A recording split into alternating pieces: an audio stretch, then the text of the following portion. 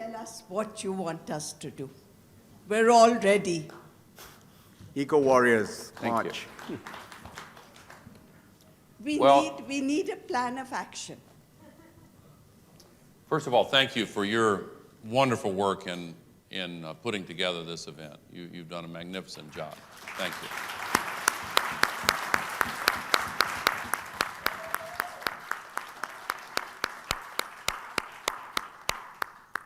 I want you to find a way to change the way of thinking in India so that this great nation asks not, what should we do compared to other countries?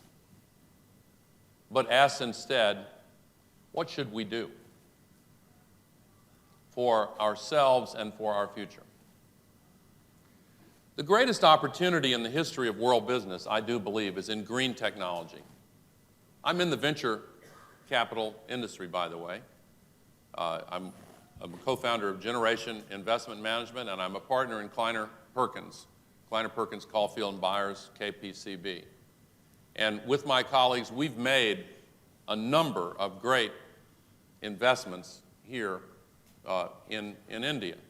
And through that, I've had the opportunity to assess firsthand the incredible skill of your entrepreneurs, your engineers, your scientists, your business people. It's incredible.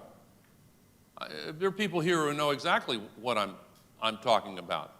And the successes you've had in some of these high-tech areas position you to be one of the real world leaders in green technology.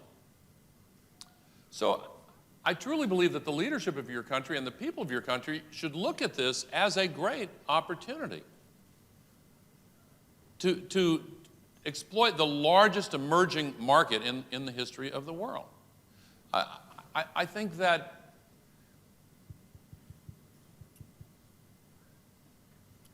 waiting for others truly is the wrong approach. But in summary to your question, I would say, changing the light bulbs is important, but changing the laws is more important. Changing the approach to policy. Become active as citizens. Make the changes in your own lives. Yes, that is a way to build political will, and it adds up to some difference. But become active as citizens. India can lead the world on this challenge. Although India is currently experiencing high growth rates, India is still a developing country with more than 2/3 of the people getting less than $2 a day. We are told there is a short-term conflict between fast growth rates and adoption of stringent environmental regulations. Is there a way of resolving this conflict? I accept your point. We do not have to necessarily compare ourselves with any other countries. India should adopt unilateral leadership approach. Having said that, there's no way of getting away from the fact if we care a little more about environment, our growth rates will come down, which in turn will affect our approach to reduce pangs of poverty in the country. This theory about, and don't take this as critical of you personally, I speak about the overarching theory, which is widespread, that protection of the environment hurts economic progress. This is the theory that America's once great automobile industry based its future on. When the new Clean Air Act was passed, the apocryphal story is that every Japanese auto company went out and hired 500 new engineers, and every American company went out and hired 500 new lawyers to fight against the enactment or then the enforcement of any new environmental standards, lest it hurt economic activity. Look at what Toyota did instead, saying, we're going to exceed the standards. we're going to do better. And now they've taken away the position of #1 automaker. And they have the hybrid technology, and more to come. When I said earlier that the great new market is for renewable energy and green technology, in country after country, people are desperate for ways to advance economically without the pollution that has been associated with it in the past. And I truly believe, with all due respect, that the traditional way of seeing the environment in conflict with the economy is an older paradigm that is giving way to a newer realization. This nation is so successful in information technology. Look at what's called Moore's Law.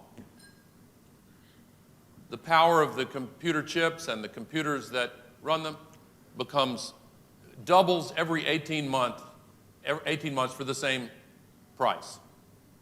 There are other laws like Moore's Law that reward those who go after inefficiency and waste and seek innovation and new ways of doing things.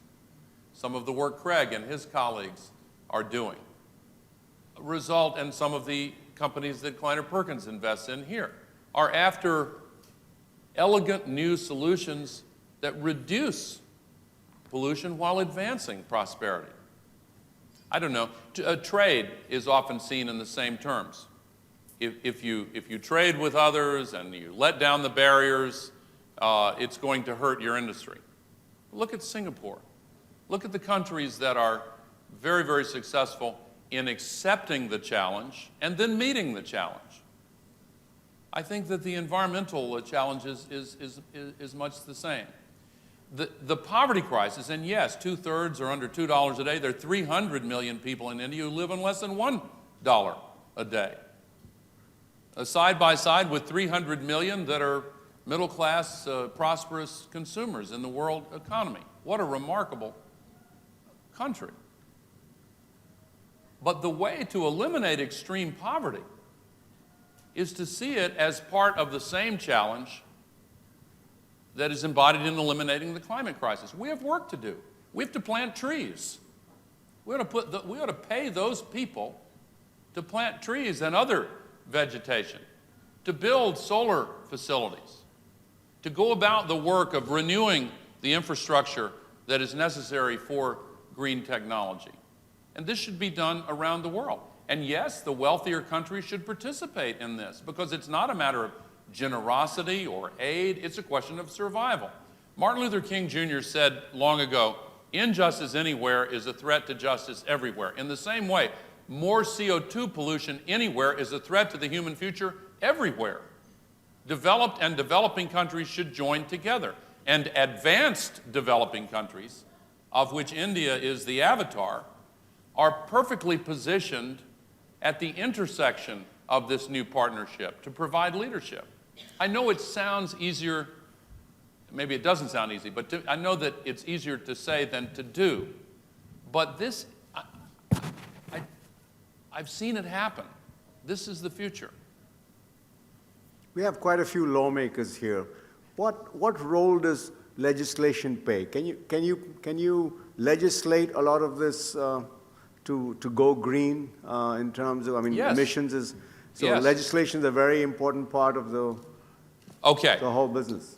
There's one simple solution that makes all of the other solutions much easier. And the elected officials here and the politicians here will be allergic to this solution. But I'm going to tell you what the secret is. Put a price on carbon. Reduce taxes on employers and employees. Reduce taxes on investments and on payrolls. And make up all of the difference with pollution taxes, principally CO2 taxes. This will clarify the choices. And let me tell you, If you did, as a nation, find the courage and wisdom to make that one change, you would clarify every choice in your marketplace about how to make this transition. You would simultaneously electrify the world. Electrify the world. Mark Twain once wrote, "Do the right thing. You'll astonish your enemies and gratify your friends." And you could really, Sweden has a CO2 tax. Norway has the best technology for capturing and sequestering coal. You've got a lot of coal. It's insane to burn it without capturing the CO2, but it's expensive to capture the CO2, unless you have a tax on CO2 and you get an exemption from the tax if you capture it and store it. The best process is in Norway. I went there to see it, and I asked them, thinking of the technology, "What's your secret? How do you do this?" They said, "Oh, we have a CO2 tax." Thank you very much. British Columbia in Canada, Quebec, other jurisdictions around the world who have broken the code have decided to do this. So that's what I would do. Well, the finance minister was just here. I think he left. He would have been very happy to hear that. More taxes. No, not more taxes. Or No. some less taxes. No.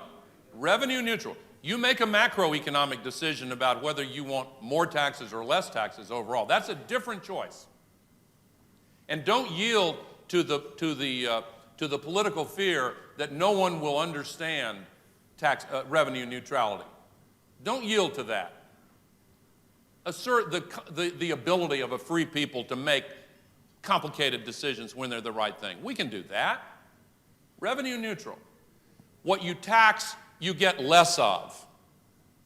We tax work, and we don't tax pollution. We want more jobs and less pollution. It's not that complicated. Yeah.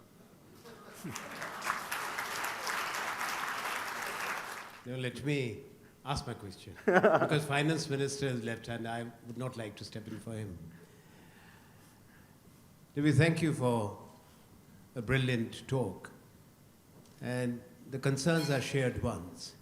But one issue which comes to my mind is about the collective global approach. We do recognize in this country that it requires climate change and other challenges, because it's not a standalone. There are 4 issues. That's the food and health security, climate change and energy security, and there's a linkage. That there is a need of a global cooperative mechanism to address that. You refer to Gandhi. He had said 100 years ago, the linkage between poverty and hunger and climate change. And you refer to Satyagraha, that was, of course, not related to my question, but ironically 9/11, 1906, though 9/11 has become a watershed date in our lifetimes for different reasons. Now, when we have dehumanizing poverty in entire sub-Saharan Africa, in much of the developing world, and there's need for these regions to develop, how do we have a common but differentiated responsibility addressing the climate change? The turn of the century, the leaders of the world had met, especially the developed countries had made a commitment to the Millennium Development Goals. What we should have achieved by 2015, 2008, we are not even 10% of where we should have been 7 years from now. Now, unless and until this issue gets addressed of clean development mechanisms, transfer of resources and transfer of technologies for the developing countries, there would be a pressure on environment. And we would like to hear from you, from your vast experience and your contribution, as to how do you view the present approach when even the transfer of 0.76% of the GDP of the richer countries to address these issues has not been met, though, of course, pledges are made. And at the same time, when we talk of carbon tax, you refer to that, and of course the carbon credits. Now the carbon credits, when we look at it, a country like India has less than 1 ton annually per capita emission, whereas United States of America is 23 tons. Guilty as charged.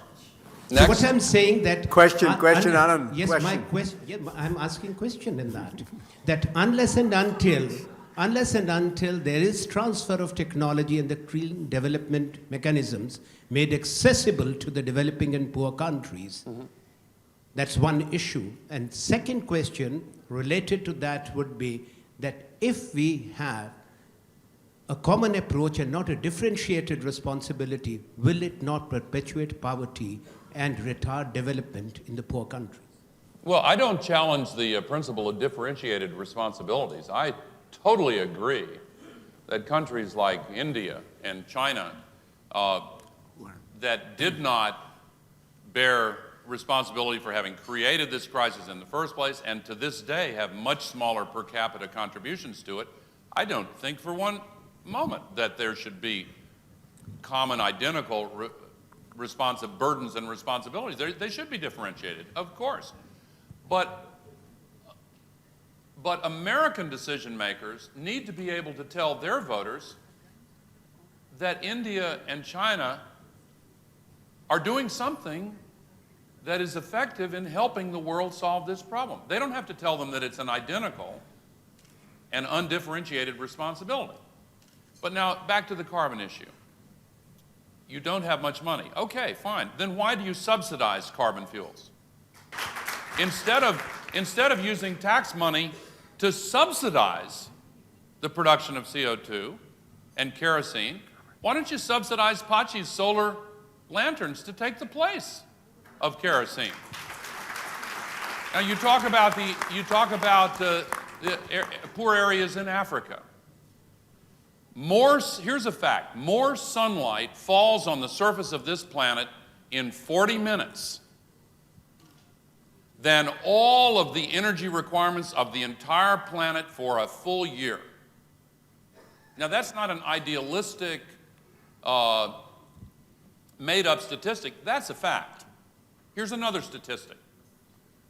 You could take an area of the Sahara in a poor country of northern Africa that is 120 kilometers by 120 kilometers square. And with the right transmission lines, you could provide 100% of the electricity needs of Western Europe all year long, with peaks that exactly match the demand, supplemented by wind and other renewable sources, to be sure. And by the way, in Rajasthan and Bihar and other areas, instead of tearing up the landscape and the forest to strip mine more dirty coal, you could have concentrating solar thermal generating plants there and provide the full electricity needs for all of India. With the vision, with the plan, with an agreement to go about it in a systematic way. And if you did that, again, and took these technologies to scale and learned how to make them efficiently and at lower cost, you would sell them to the rest of the planet. But you could continue to subsidize kerosene.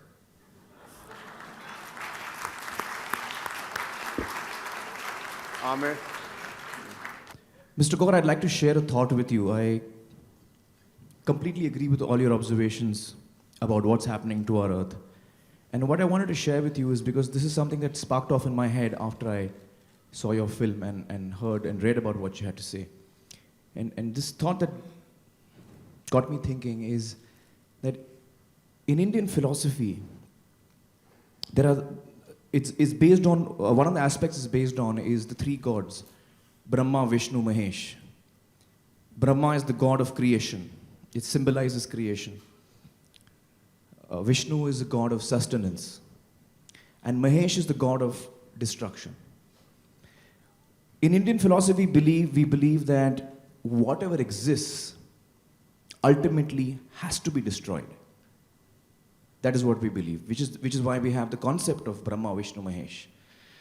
I completely agree with all your observations, and in fact, I have a thought which I want to share with you.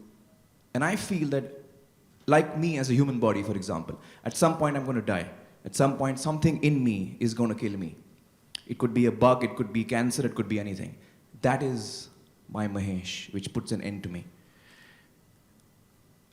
Do you think that on Earth, which I think, incidentally, the Earth is a living being by itself, and I feel that perhaps we are the only creatures who are part of this life on Earth, which are going against nature in every way. Animals are not doing that, trees and plants are not doing that.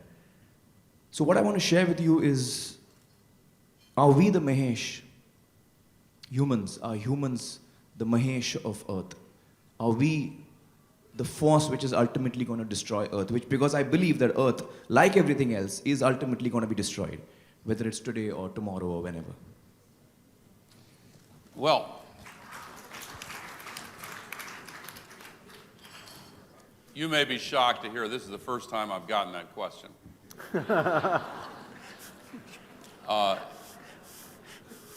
Thank you for your comments about my movie. I have heard amazing things about your movie, by the way. Congratulations, and I would like very much to see it.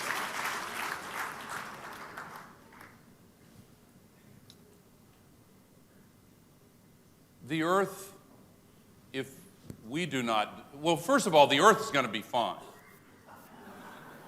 It's us who are in trouble. Okay, the Earth would do fine without us. The Earth system will remain. The question is whether the conditions that are beneficial for humans will be destroyed. The Earth itself, I think the current calculus is something like 12 billion years from now, will reach the end of its natural life as a planet when the sun is transformed and burns it up. Don't hold me to the dates, but it's something like that. Let me offer a scientific analogy that combines creation and destruction. This is actually, I wouldn't have gotten into this except for the very thoughtful and deep question that you've asked.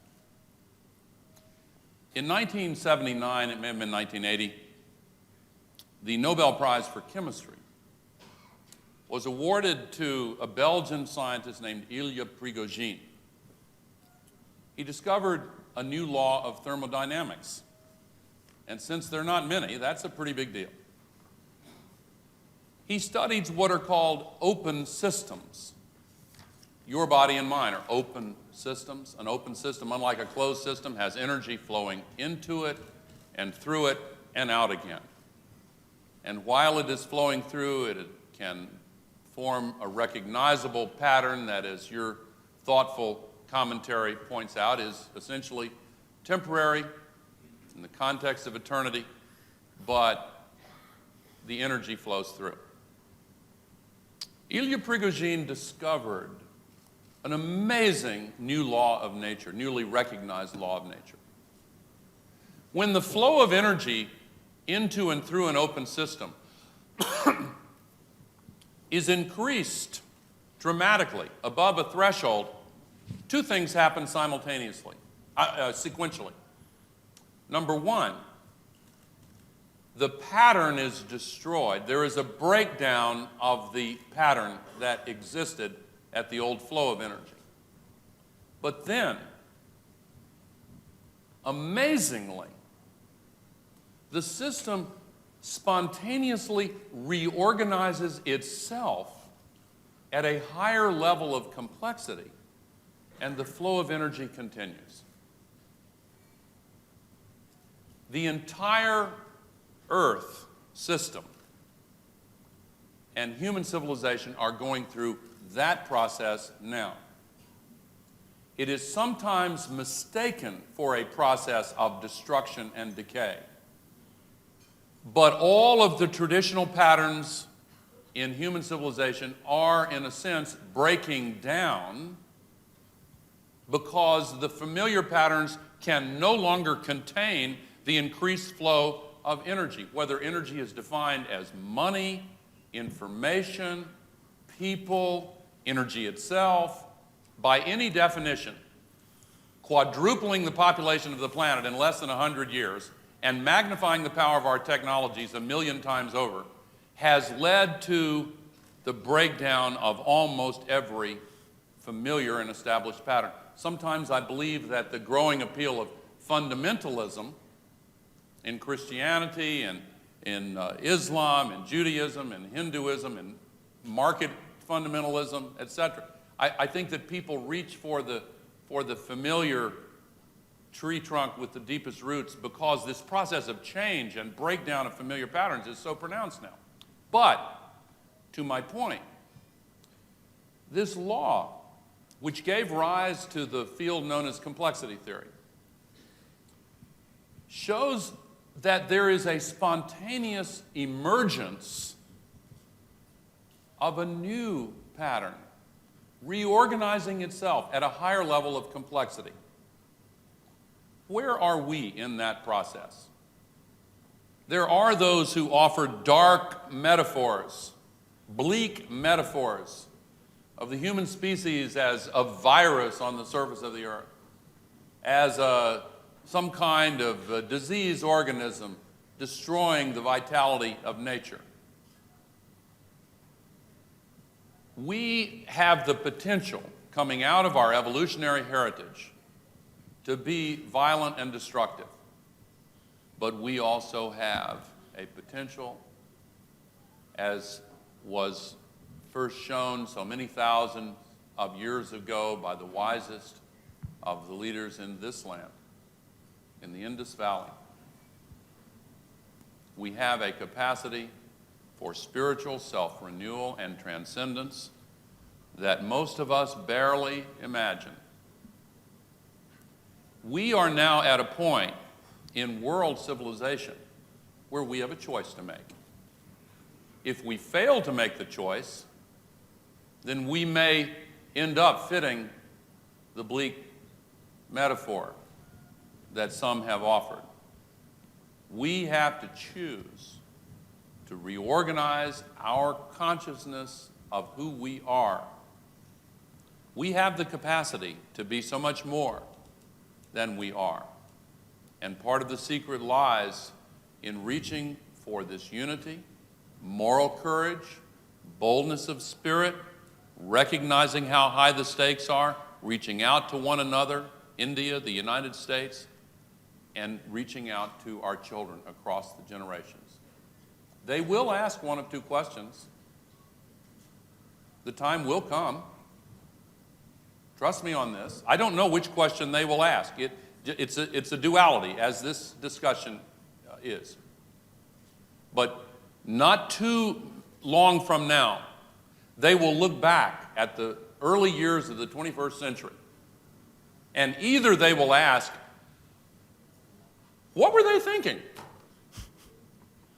Didn't they hear Dr. Pachauri's IPCC telling them that the Arctic is screaming, that the Earth system is in dire jeopardy, and we have to act and stop putting 70 million tons of global warming pollution every single day into the Earth's atmosphere as if it's an open sewer? Didn't they hear the warnings that the Earth system was in danger of imminent collapse? Why didn't they act? Why did they condemn us to this diminished future?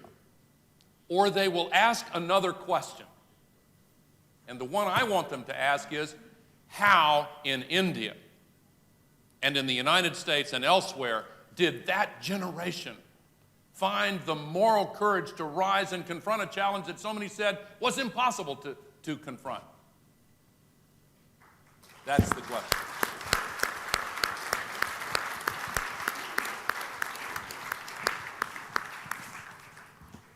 With your indulgence, I'm going to change the subject from climate change and have some fun. Which presidential candidate do you support? Obama or Hillary, and why? Yes. Yes, who? Yes, because. Knock, knock, because?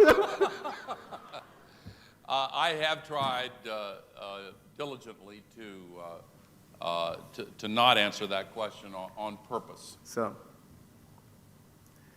okay, I'll try another one. Are you having fun yet? What would be your advice to the next president of the United States? That's an easy, safe one. Solve the climate crisis. Make it the #1 priority. That's all? Well, I mean, I think Reset. I think that. Thank you for making this room green, by the way. The carpet. That's Moini's doing. This is. Thank you. I mean, that would be my advice. Save the planet. Well, look, I mean, I think we have two crises and one serious problem that could become a crisis. The climate crisis, the extreme poverty and inequality crisis, and a growing crisis of confidence in the global economy.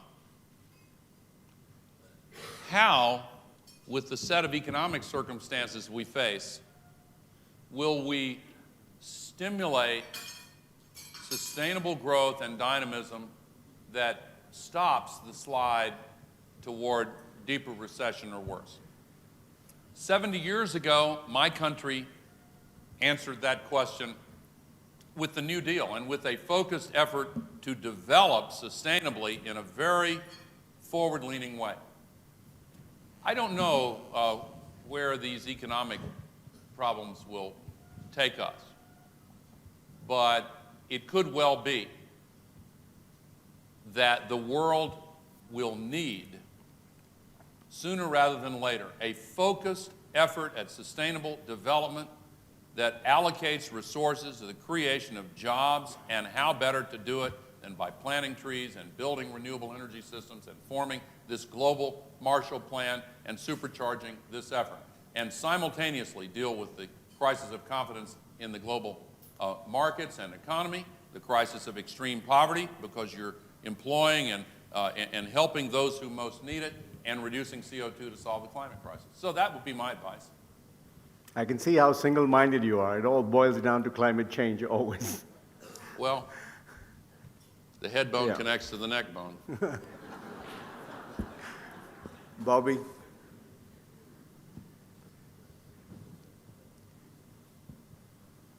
Mr. Gore, Bobby Seigel is my name.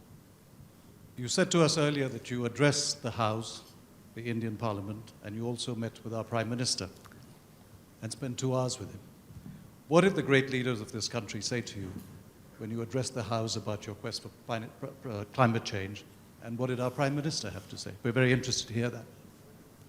Well, the first meeting was not an open session, so let me just say that I was very impressed, and of course he has a distinct. I've met him before, and when I was vice president, he was part of a group that came to the White House, and I'm quite familiar with his experience and knowledge and his approach. I was very impressed with the exchanges that we had, and you won't be surprised to know we talked a lot about the climate crisis, and I thought it was a very, very thoughtful discussion. Similarly, in the Parliament, the Speaker, the Deputy Chair of the upper chamber, the Leader of the Opposition, many others were there, and I thought it was a really thoughtful discussion, and I know Dr. Pachauri felt the same way. I was extremely impressed. We dealt with these questions at a very sophisticated level, and I'm not saying I'm surprised by that. I'm really not, but I was gratified at the sophistication of the discussion. I had one, energy expert, Dr. Kirat Parekh wanted to ask a question.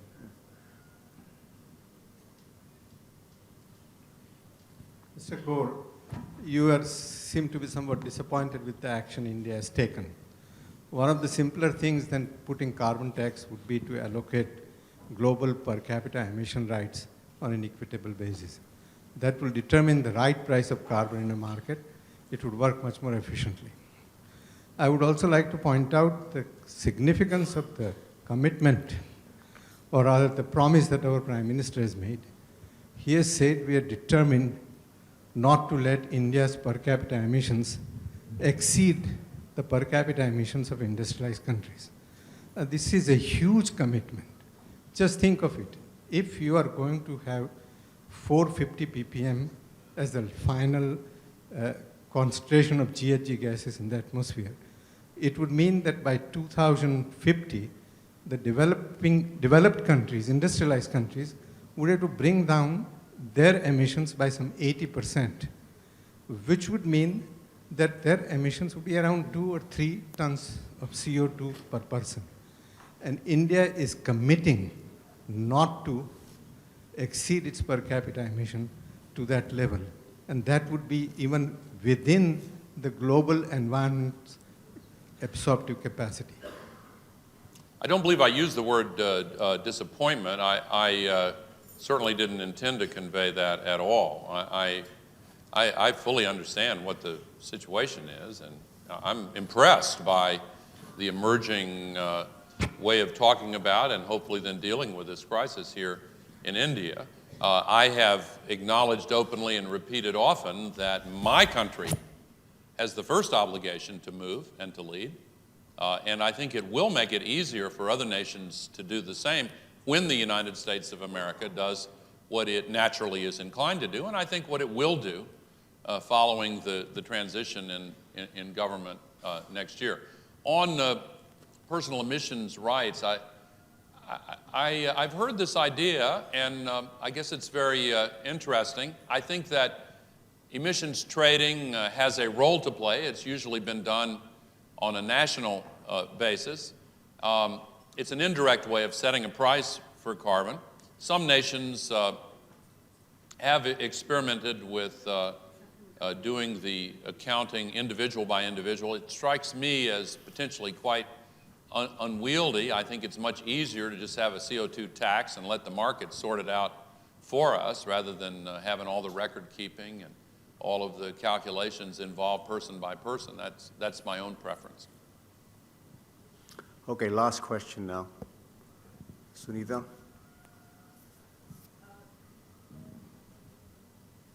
Oh, there's a mic there, please. He's coming, right there.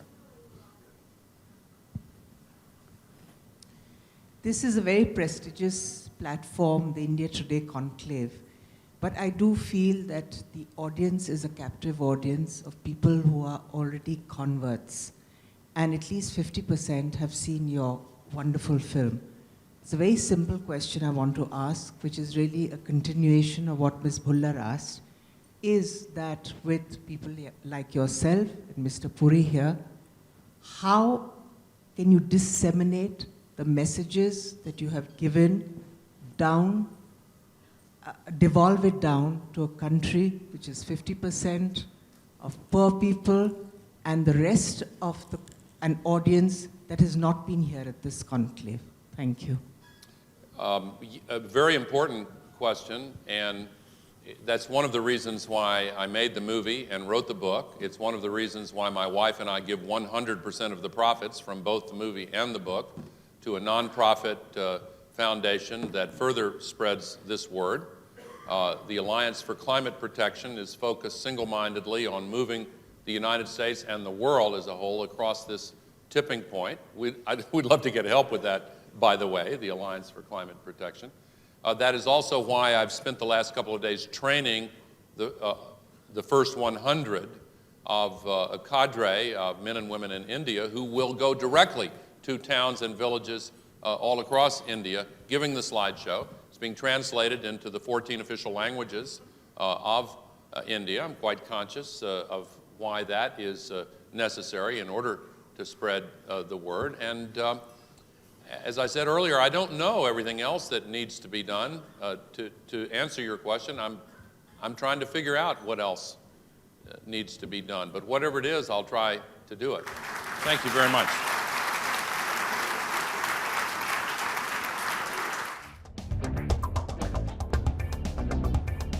Thank you.